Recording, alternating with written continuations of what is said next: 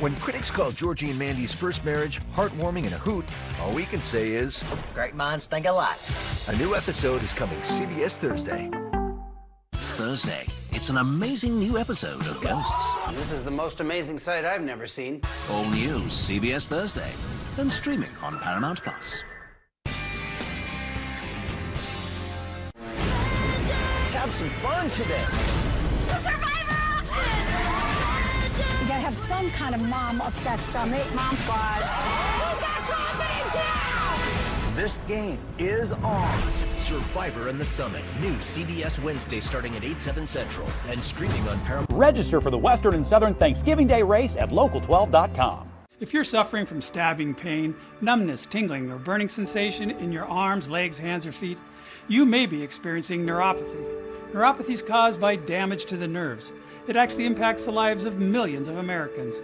If you or a loved one is suffering from nerve pain and has been prescribed medication like Lyrica, Neurontin, or Cymbalta, there's finally an alternative. Highly trained doctors are using cutting-edge treatment and successfully slowing and often reversing the progression of the disease.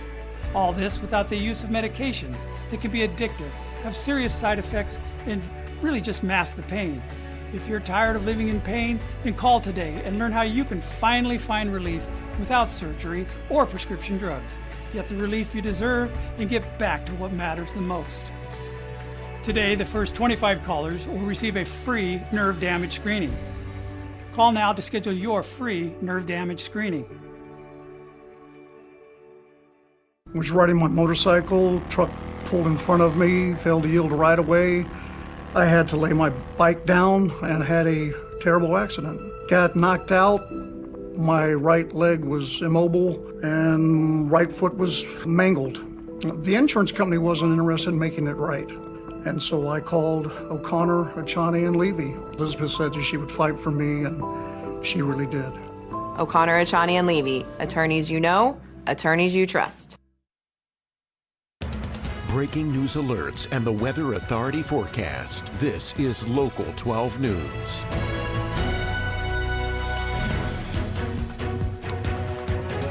Afternoon, everyone. Thank you for joining us on a day where every American adult can truly be a part of history. I'm Liz Bonus. It is Election Day with so many key races from the White House, the House, and the Senate to local issues such as judges, schools, and gerrymandering. We have live team coverage for you here at this noon hour, and we do want to begin with our Local 12's Annie Brown. She is in Walnut Hills. Good afternoon to you. Good afternoon to you, Liz. I'm here at St. Anthony of Padua Maronite Catholic Church here, where it looks like there's no line right now. So if you're wanting to come vote here, the side entrance is where you go in to vote. And once again, no line. It looks like it's pretty easy in and out. We've seen a pretty steady stream of voters throughout the course of the morning. Obviously, still a lot of daylight left. The Hamilton County Board of Elections is reporting more than 129,000 people have voted today so far. About 160,000 people voted early, either in person or by mail. Now, that's out of more than 640,000 registered voters in Hamilton County. Hamilton County has several key races, including representative for Ohio's 1st District, Hamilton County Sheriff, and Hamilton County Prosecutor. But of course, at the top of everyone's minds is the presidential race. On the Democratic ticket, Vice President Kamala Harris and running mate Minnesota Governor Tim Walz. On the Republican side, former President Donald Trump and running mate Ohio Senator J.D. Vance. Senator Vance, accompanied by his wife and children, cast his vote here earlier this morning. He spoke with reporters afterwards, saying he talked with the former president around 3 this morning. He told reporters while this election is important, friends and family come first. I'd say to everybody, whether you're voting for Donald Trump or voting for Kamala Harris, remember, friends and family, that stuff is what really, really matters. We ought to be kind to one another. We ought to treat each other with respect. And fundamentally, what we're trying to do, President Trump and I, is just build the kind of country where our fellow Americans can achieve their dreams. But that's all of our fellow Americans, regardless of who they vote for. Remember, if you're headed out to vote, to bring an acceptable form of ID. So that's a U.S. passport, that's a driver's license, or a military ID card. That's what's happening here in Walnut Hills. We're going to send it over to our Sydney Hawkins, who is in Butler County. Sydney. Hi, good morning or good afternoon to you, Annie. I'm live this afternoon at Ross Middle School, and I'm hearing the same story from every voter that comes out of the doors. They tell me that they are in and out within minutes, so no long line here as of 12:03 this afternoon. Butler County election officials tell me more than 60,000 people voted early over the last few months. Last few weeks, rather, there are more than 255,000 registered voters in the county alone, so thousands more are expected to come out today. Election officials also tell me security and safety are their two priorities for election workers here.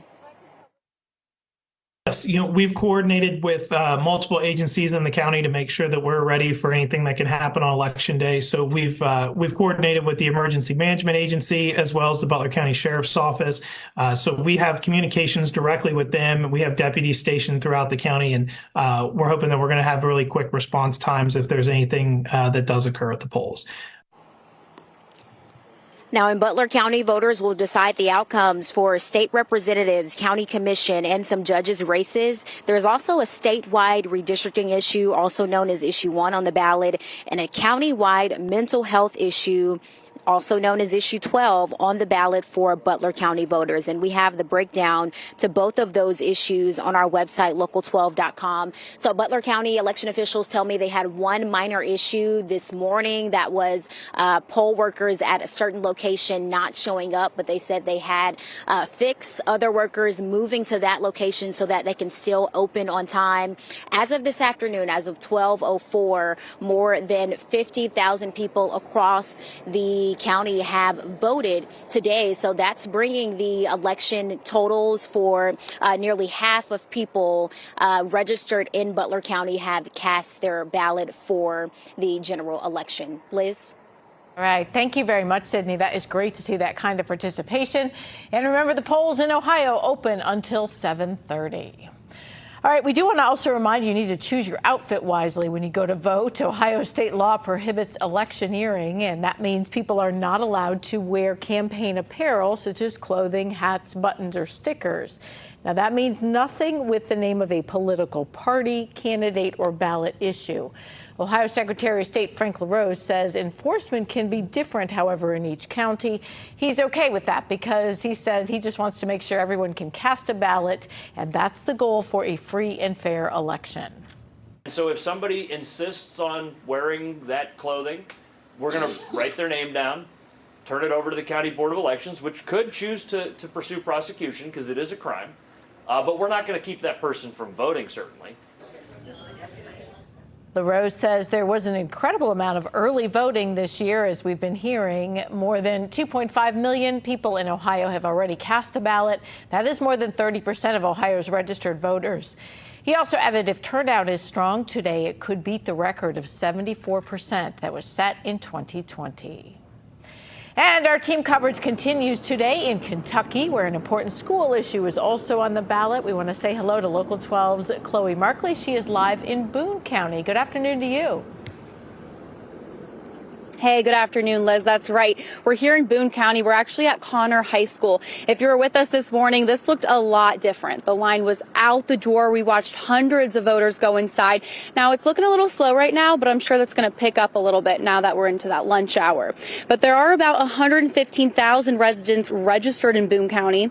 As of yesterday, 18,000 residents have already voted, and 3,500 absentee ballots have been returned. Boone County is expecting to see a 70% voter turnout. Many eyes on Amendment 2. A yes vote supports amending the Constitution. That's to enable the General Assembly to provide state funding to students outside of public schools. And of course, a no vote opposes amending the Constitution to enable funding outside public schools. I did speak to a voter earlier this morning. They voted no on this issue. If you make a choice not to go to public school, that's your choice. That's your personal choice. But in terms of where I believe my tax dollars should go is into the public schools to support our local kids. And like I said, that line, not super bad right now. You guys can see, not seeing a lot of people. I just checked inside. That line isn't really long. I just heard it is moving pretty smoothly and quickly, so you should have no issues. But they did say it might start picking up. It's noon right now, so lunch hour might start picking up. But I would definitely come now, beat that rush hour later on tonight after work. But for now in Hebron, Chloe Markley, Local 12 News. Yeah, we just saw kind of a steady stream right behind you starting that noon hour. So thank you very much, Chloe. And in both Kentucky and Indiana, you have until 6 this evening to cast your vote. Well, we want to turn now to the national election. Former President Donald Trump and Vice President Kamala Harris made their final pitches to voters last night after a multi-day blitz through the 7 battleground states that could decide the outcome of the 2024 election. Thank you very much. In Grand Rapids, the GOP nominee revisited his final campaign stop from 2016 and 2020. Earlier, he hit Carolina and Pennsylvania. As your president, I will fight for you every single day. The Democratic hopeful went all in on Pennsylvania, closing out a multi-stop tour of the state with star-studded concert rallies in Pittsburgh and Philadelphia. I pledge to always put country above party and self. Already, more than 1 million Americans have cast votes. Tonight, the Republican hopefuls will watch the results together at Mar-a-Lago. The Democrats will watch at the vice president's alma mater, Howard University in Washington, D.C. And the Justice Department planning to send staff to polling places in 27 states for this election day, and that will include a polling location in Kenton County. Its personnel will answer questions and listen to complaints about possible violations, if that happens, of federal voting rights laws. And that does include statutes prohibiting voter intimidation and voter suppression, as well as laws ensuring polling access for people with disabilities. And we want to let you know tonight you can use local12.com to track the votes. You can also interact with it and see the votes from every state and how they are affecting the